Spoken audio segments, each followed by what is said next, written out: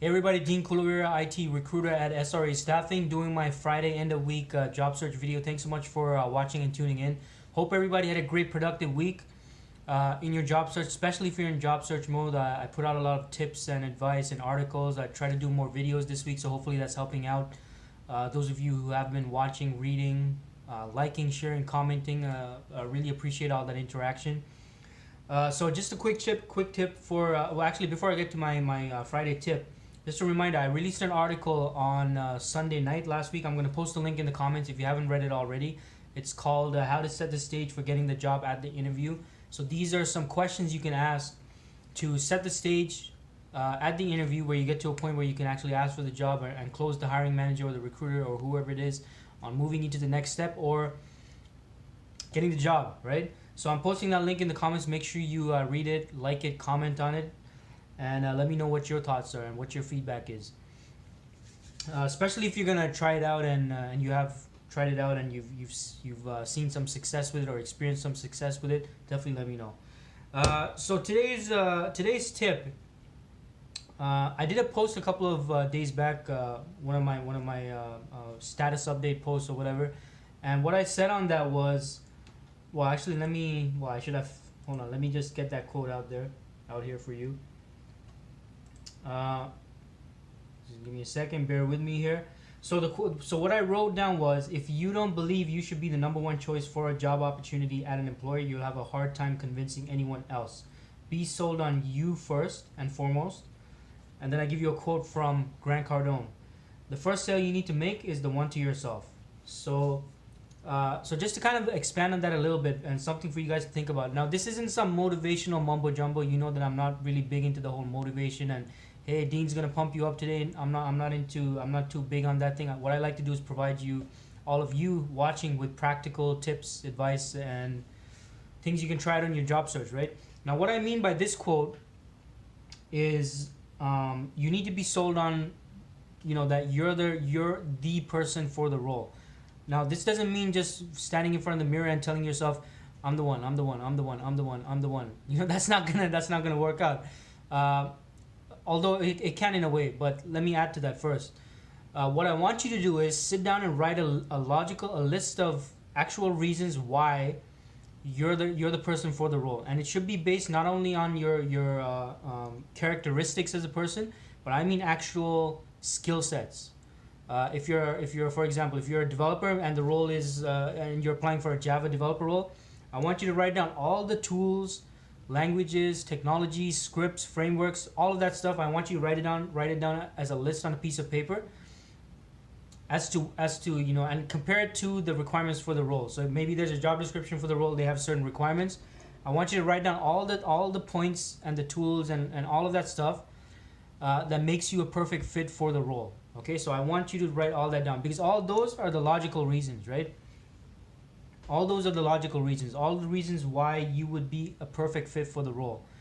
And in aside to that, of course, definitely add your other qualities and characteristics. Maybe you're a really friendly person, you get along with people great, you're enthusiastic, you're funny, you know some great jokes, or I don't know, you guys, I mean, you yourself would know that better than me about yourself, obviously. So feel free to write those as well, but just make sure you write down those, a whole bunch of logical reasons as to why you're the right fit for the role. It could be a certain project you did in the past that's very similar or exactly what the client's working on. So write that list out, because that way you have logical facts that help you in selling yourself as to why you're the right person for the role. Does that make sense? Right? Because then you're not just doing, yeah, I'm the one, yeah, I'm gonna kill it, I'm gonna go there, I'm gonna crush it, I'm gonna kill it, I'm gonna tell them, blah, whatever, and they're gonna love my enthusiasm, which is great. Now imagine you have all those logical reasons, right? And you've sold yourself as to why you're the right role for the fit. Plus you pump yourself up. Maybe you listen to some music or some motivational stuff, and you feel like even more heightened, right? So you combine the two. You combine all those logical reasons as to why you're the right fit for the role. Add to that, the enthusiasm, the excitement, and some motivational pump going on. And that's like the ideal situation. That's how you're going to reach that level of confidence where your confidence is not just some illusion. It's not just you telling yourself repeatedly you're the one. Now it's backed by logic. You know what I mean? So I want you to do that. If it's before an interview, maybe you're or even if it's a phone interview, if it's in-person interview, whatever you do before the interview, write that down. It's primarily for you to look at, so that you feel confident about yourself. Because listing all those reasons why you're the perfect fit is gonna help sell you yourself on why you're the perfect fit for the role, and that's gonna put you in the right state of mind, and you're gonna go in feeling much more confident. Why? Because you have a logical set of reasons as to why you're the right fit for the role. You're not just going in feeling pumped up and motivated. So that's my tip. Make sure you do that. And other than that, I think that's pretty much it for me. If there's any particular tips or advice those of you watching want me to cover, definitely let me know. And I really appreciate everyone who's been watching, liking, sharing, and commenting on my videos. Again, anything else you want me to cover, definitely let me know. Those of you who don't know me, my name is Dean Kulawira. I'm an IT recruiter at SRA Staffing. We're based out of the Yonge and Sheppard area. I'm in the office Monday to Friday. Call me anytime during standard business hours if you need help in your job search, particularly if you're looking for active roles. Maybe you already have a job, but you're unhappy. And you just want to be like, call me up and be like, hey, Dean, I am employed. I've been working in this company for X number of years, but you know what? I'm at a point where I just want to see what else is out there. I just want to move on to something else. I'm kind of bored here, doing the same stuff over and over again.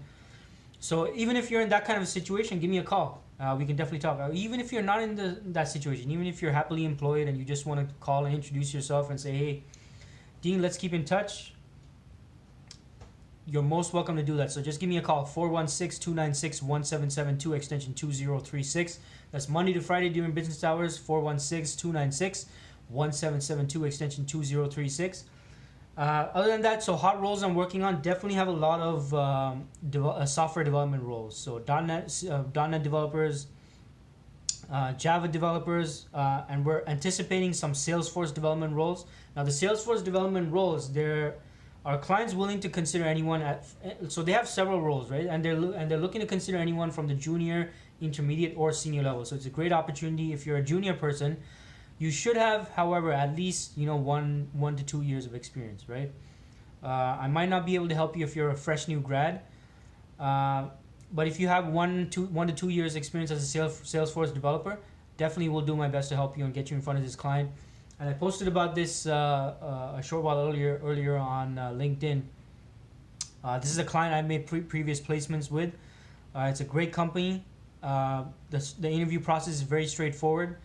Phone interview, in-person interview. And by the way, at the in-person interview, they introduce you to all their team members. So you kind of meet everyone that you might possibly be working with. And then after that, they make their decision, offer sheet on the table, or you get a rejection, and I'll let you know exactly why, so that'll help you at your other interviews, right? And that's about it. So the process is pretty straightforward. So if you are a Salesforce developer, make sure you get in touch with me. Let me know. I'll do my best to help you. Again, junior, intermediate, senior level. There's a couple of roles over there.